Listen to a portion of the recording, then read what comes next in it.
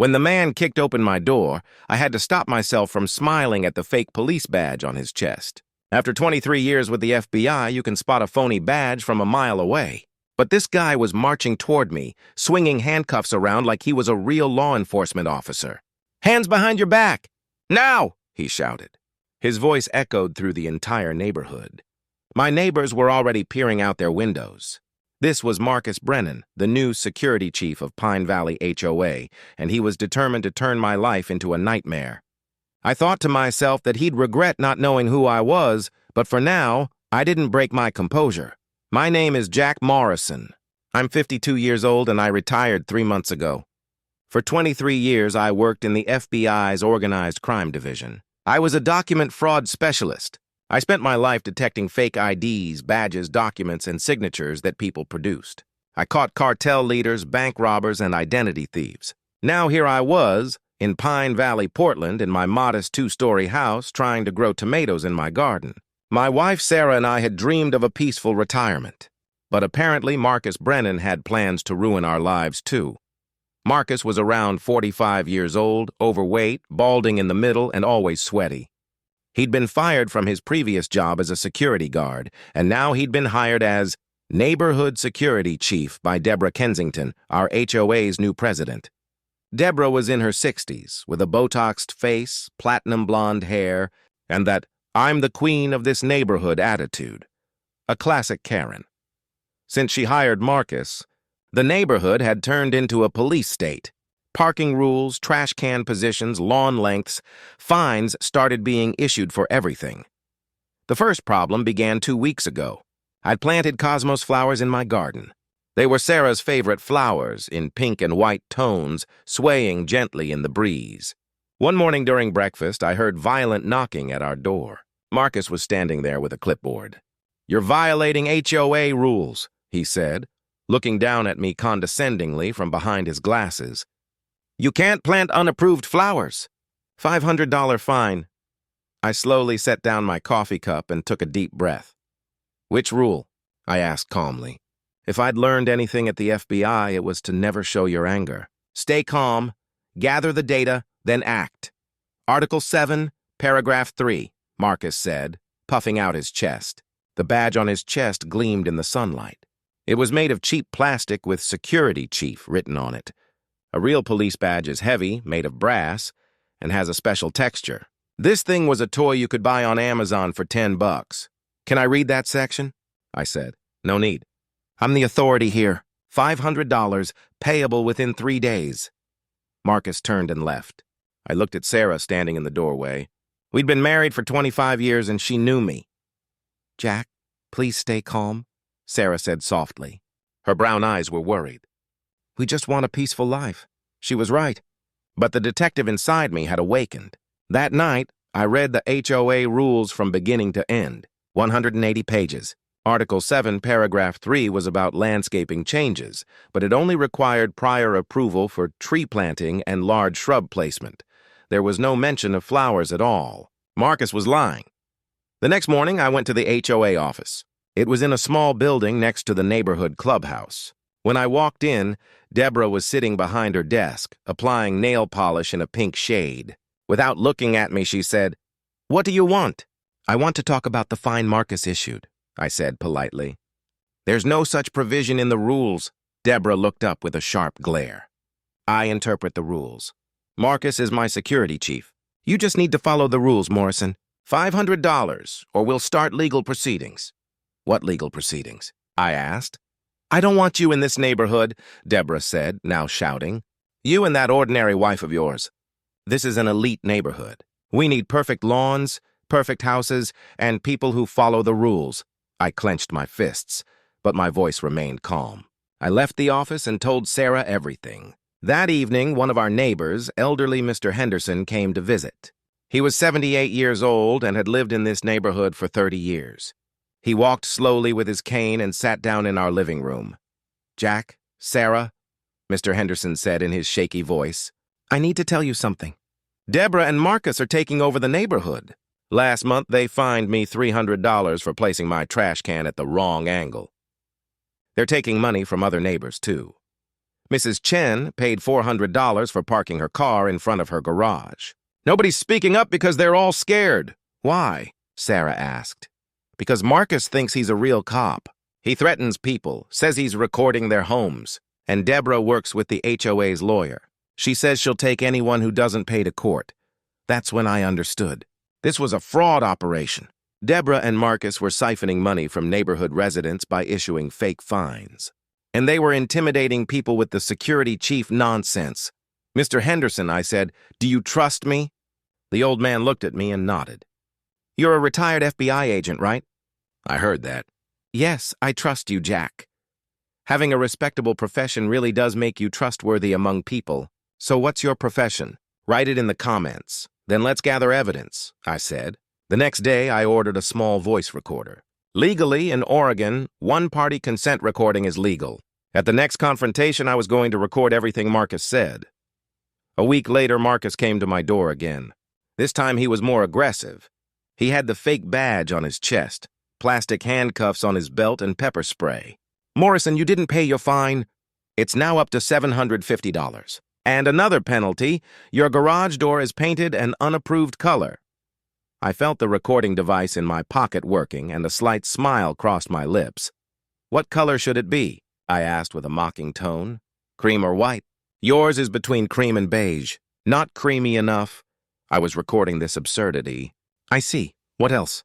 I said. Marcus moved closer. His breath smelled of cheap coffee. And know this, Morrison. I'm the law here. I'm the police. You will show me respect, or you won't be able to live in this neighborhood. Really?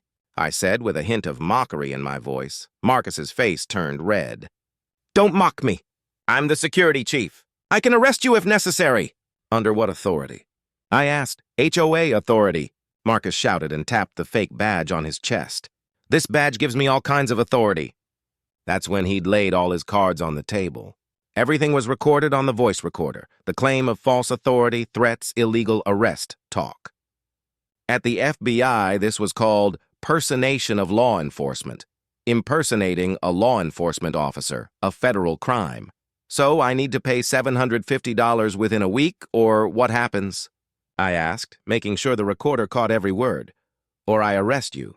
I'll handcuff you and take you to the police station. I'll tell the real cops that you're a criminal violating HOA rules. I see, I said. Can I think about this? 3 days. I'm coming back in 3 days. Have my money ready. Marcus turned and left. Sarah came out of the kitchen.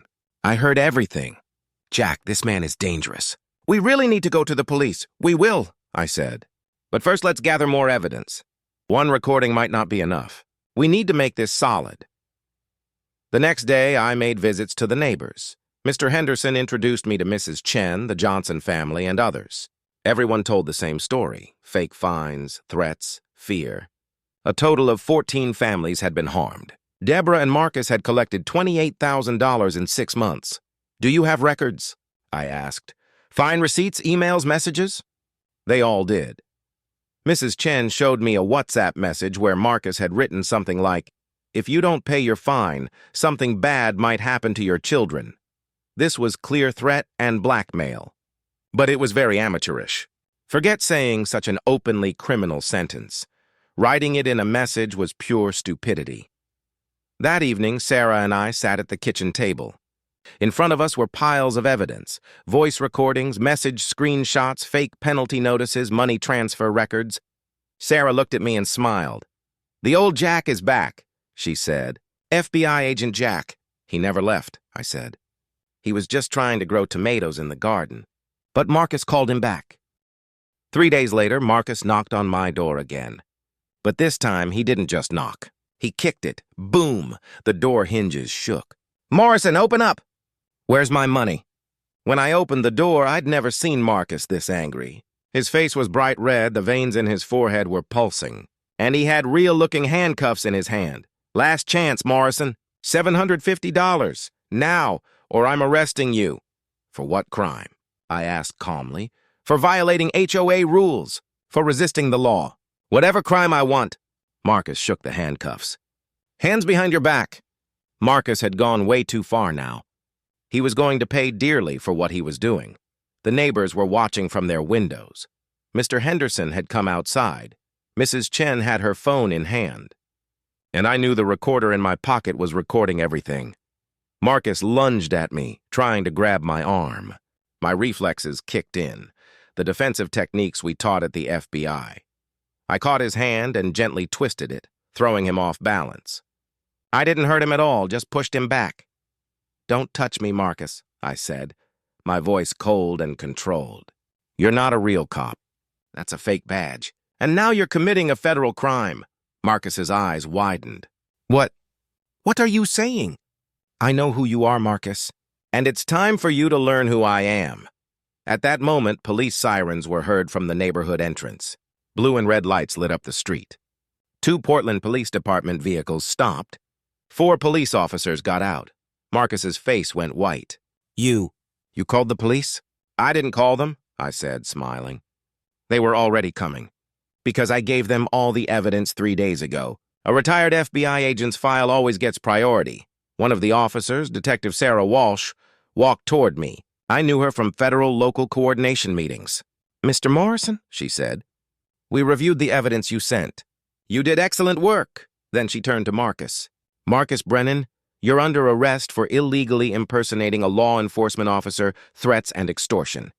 Hands behind your back." Marcus's world collapsed at that moment. Real handcuffs clicked onto his wrists. Real police officers put him in the car.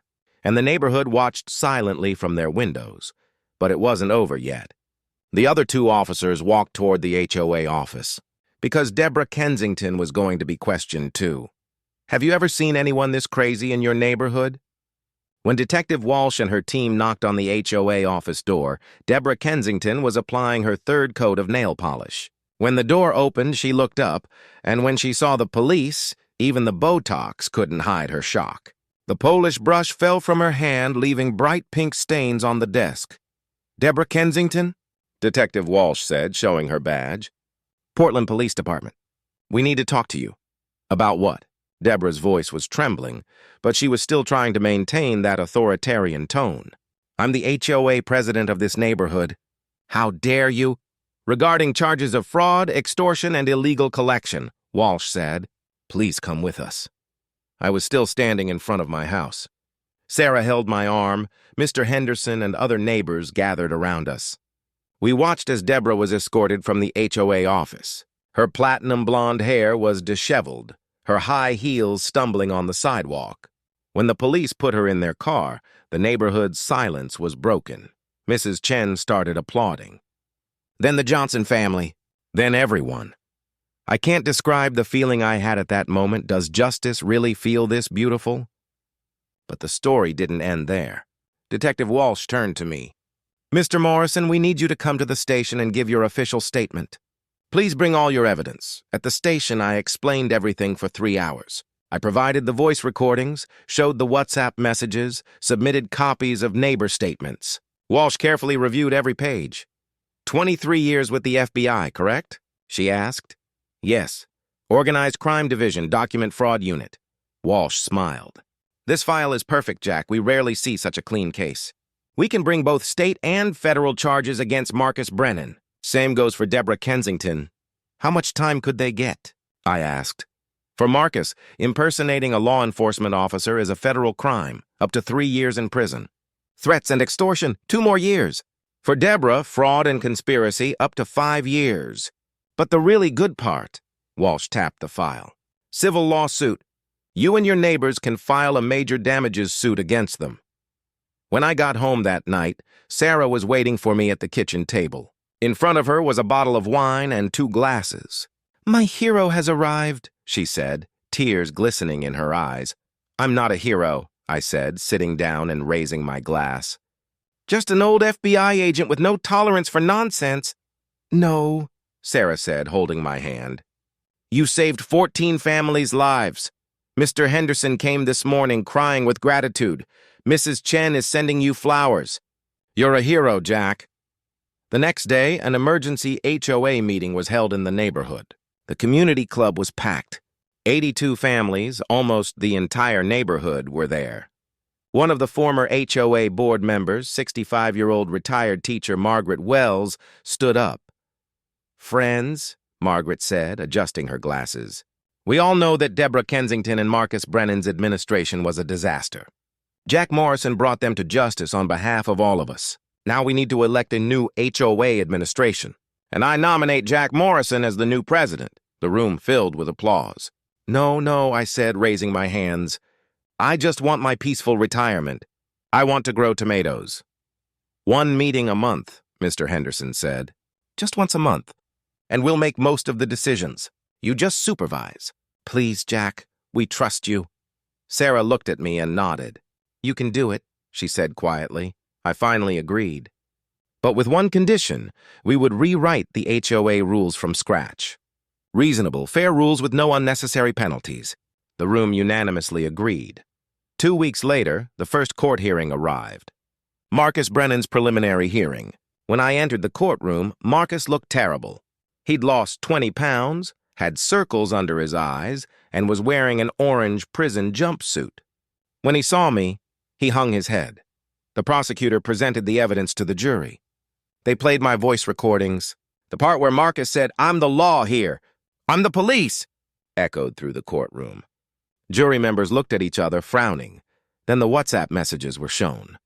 Marcus's threat to Mrs. Chen, "Something bad might happen to your children," was projected on the screen. One jury member shook their head. Finally, the analysis report of Marcus's fake badge was read. The FBI lab had examined it.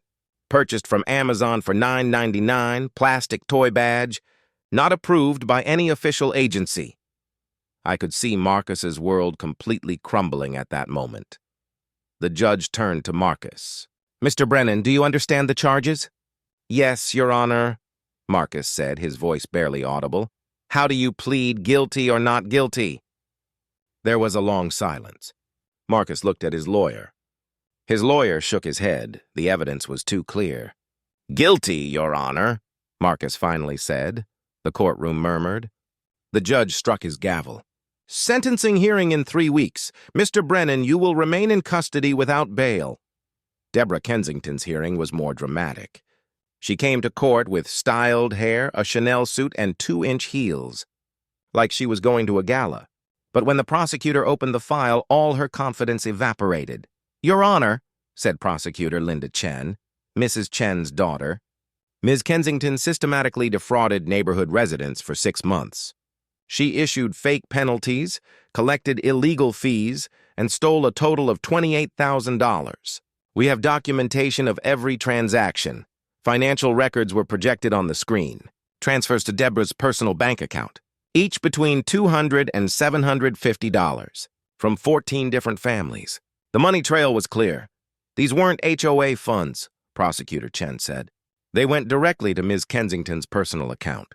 This is pure fraud, Deborah's lawyer stood up.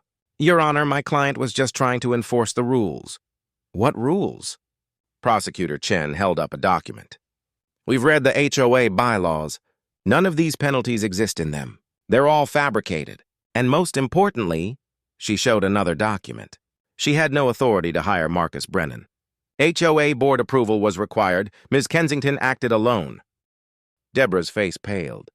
Even her Botox couldn't hide her panic. The judge looked at his papers, then at Deborah. Ms. Kensington, these are very serious charges. How do you plead? Deborah tried to stand, but her legs were shaking. I was just trying to keep the neighborhood orderly by stealing $28,000, the judge said, looking over his glasses. Deborah's lawyer whispered something in his client's ear. Deborah nodded, then turned to the judge.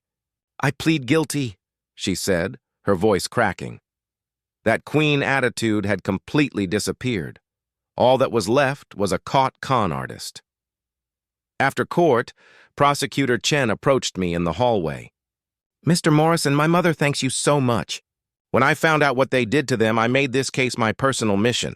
You did great work, I said. No, you did. Without the evidence you gathered, we couldn't have done anything. FBI training still lives inside you. 3 weeks later, the sentencing hearings came. Marcus Brennan received 3 years federal, 2 years state prison, 5 years total. Deborah Kensington got 4 years in prison and a $50,000 fine. But the most satisfying part was the outcome of the civil lawsuit. The The 14 families in our neighborhood filed a joint lawsuit against Deborah and Marcus. Our lawyer requested 3 times the stolen money in damages, $84,000 plus emotional distress compensation. The jury ruled in our favor, a total of $150,000 in damages. The money was divided among the families. Mr. Henderson got his savings back. Mrs. Chen completed her children's college fund. The Johnson family bought a new car, and Sarah and I donated our share to renovate the neighborhood park. 6 months later, the Pine Valley neighborhood had completely changed. The new HOA administration was democratic and transparent. We held monthly meetings, everyone voted. We removed unnecessary rules. Now you could plant whatever flowers you wanted. You could park your car wherever you wanted. Only reasonable rules. Keep your lawn clean, be respectful to neighbors, have fun. One Saturday morning, while I was picking tomatoes in my garden, Mr. Henderson came by. His walk was stronger, a wide smile on his face. "Jack," he said, "I want to show you something." He took me to the neighborhood entrance. There was a new sign. Pine Valley Neighborhood. Respect, community, freedom. Below it was a small plaque. In honor of Jack Morrison, the man who stood up for us. My eyes welled up. "This wasn't necessary," I said. "No, it was necessary," Mr. Henderson said. "You reminded us of courage. Sometimes you have to stand up against wrong. And you did that. That evening, we held a big barbecue party in the neighborhood park. Over 80 families attended. Children were running around, music was playing, everyone was laughing. Marcus and Deborah's empire of fear had become history. Sarah came up beside me, linking her arm with mine. "Did you find your peaceful retirement?" she asked, mischief sparkling in her eyes. "I don't know," I said, looking at the happy faces around me. "But I guess retirement isn't just about growing tomatoes. Sometimes you have to fight for your community, too." "FBI agent Jack Morrison never really retired," Sarah said. She was right. The badge was gone, the gun was gone, the federal authority was gone. But the sense of justice inside me, the courage to stand up against wrong, those had never left, and they never would. A year later, Marcus began accepting visitors in prison. I wrote him a letter. A long letter. There was no anger in it, just honesty. "Marcus, you chased the wrong kind of power. Real power comes from helping people, not crushing them. Learn that in prison. Be a better person when you get out." 3 months later, Marcus wrote back. "Mr. Morrison, you're right. I put others down to make myself feel big. I understand now. I'm serving my sentence, and when I get out, I'll be a different person. Thank you for showing me the truth." We never heard from Deborah. After her hearing, she moved to another state where her family lived. We heard she was working as a supermarket cashier there. From Queen's throne to supermarket register, justice can be poetic sometimes. Today, Pine Valley is one of Portland's happiest neighborhoods. People are smiling, neighbors help each other, children play safely. And as I grow my tomatoes in the garden, sometimes I look at that old FBI ID, retired but never decommissioned, because justice never retires. It just sometimes waits in the garden, ready to emerge when needed. Do you think everyone got what they deserved?